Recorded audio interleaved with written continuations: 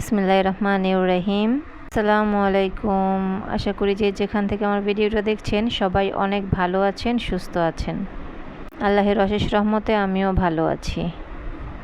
কলির লাইফস্টাইল ব্লগে আপনাদের স্বাগত জানাচ্ছি। এই ভিডিওটা আমি রাত থেকে শুরু করছি। তো বলেছিলাম না যে ওরা ঘুরতে গেছে, ওইখান থেকে রাতে এসে, রাত না সন্ধ্যার দিকে এসে তারপর এখন বায়না ধরেছে বাচ্চারা যে আম্মু স্যান্ডউইচ বানিয়ে দাও, স্যান্ডউইচ খাবো। তো কি আর করা, এত কাজ করলাম সারাদিন, তারপরেও এখন করতেই হচ্ছে, বাচ্চাদের আবদার তো রাখতেই হয়। ঘরে ডিম ছিল, ভাবলাম যে বানিয়ে দেই, অন্য কিছু থাক আর না থাক যতটুক যা আছে তা দিয়ে বানিয়ে নিয়েছি। বেশি কিছু না, ডিম, তেল আর গোলমরিচ দিয়ে, একটু কাঁচামরিচও দিয়েছিলাম, ওইটা আসলে আমি দেখাতে পারিনি। তো এগুলো দিয়ে চিনি দিয়ে করে নিয়েছি। ভালোই ছিল, অল্প একটু লবণও দিয়েছিলাম, তো ভালোই লেগেছে।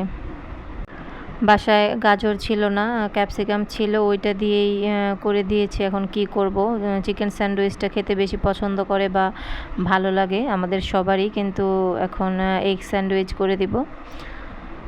তো এই তো এখানে এখন এটা মিশিয়ে নিচ্ছিলাম।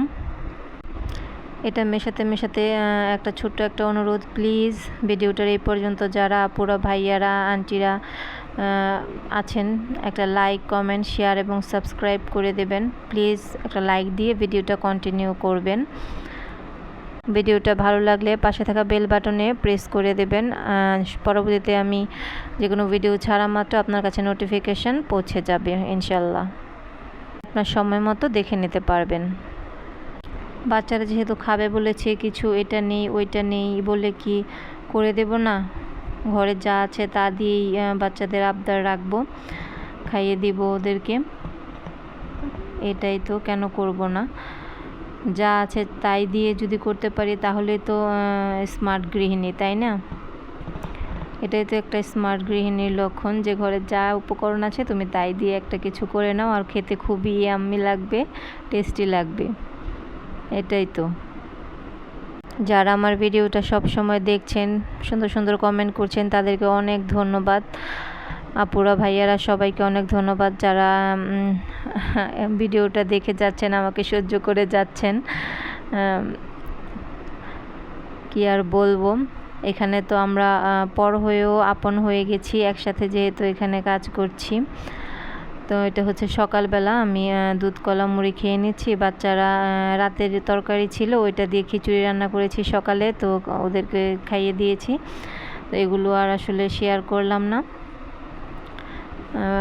খাওয়ার সময় বাচ্চারা খুব তাড়াতাড়ি খেয়ে নেয়, খাওয়ার সময় বিরক্ত পছন্দ করে না।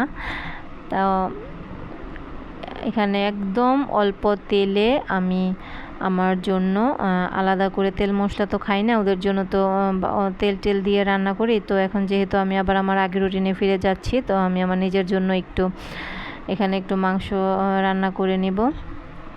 মাংসের মধ্যে প্রোটিন আছে, তো প্রোটিন খেলে কোনো ক্ষতি হয় না, ওয়েট লসের ক্ষেত্রে উল্টো আরও ভালো হয়। তো এখানে আমি শুধু মশলাটা দেব সব কিছু, কিন্তু তেলটা কম দেব, মানে সেদ্ধই বলতে পারেন আর কি।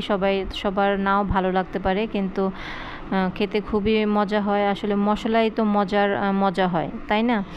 তেলে কি আর মজা হয়? হ্যাঁ, গরুর মাংসের মধ্যে তেলটা থাকলে একটু লাগে, কিন্তু কি জানি, আমার অভ্যাস হয়ে গেছে, আমার ভালো লাগে, আমার স্বাদে কোনো হেরফের লাগে না তেলের জন্য। আমি এখানে একটু কলিজা, গলা, গিলা টিলা আর কি একটু আলাদা করে রেখেছিলাম, ওইটাই আজকে রান্না করব। তো এটা রান্না হতে থাকুক।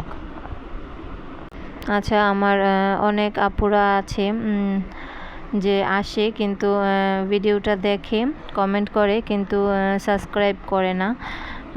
প্লিজ আপু, আপনারা ভিডিওটা প্লিজ একটা সাবস্ক্রাইব করে দেবেন, একটা লাইক করে দেবেন। লাইকও খুব কম হয়, প্লিজ একটা লাইক করে দিবেন। আর আপনাদের কমেন্টের জন্য সবসময় ধন্যবাদ। এটাই তো করতে পারি, তাই না? আপনাদের ইচ্ছে, প্লিজ তাও আমার অনুরোধ, ছোট বোন হিসেবে একটা লাইক করে দেবেন। তো আমি এখানে আমার বাচ্চাদেরকে নিয়ে তার ম্যাডামের বাসায় গিয়েছিলাম। তো তো 7 তলার উপরে উঠছিলাম আর ভাবছিলাম কি অবস্থা, আমার মেয়ের বাচ্চারা এখানে কিভাবে আসবে, এত উপরে কিভাবে উঠবে, কিন্তু উপরে যেয়ে খুবই ভালো লাগলো। ভিডিওটা ভালো লাগলে লাইক, শেয়ার, সাবস্ক্রাইব করে দিবেন। আল্লাহ হাফেজ।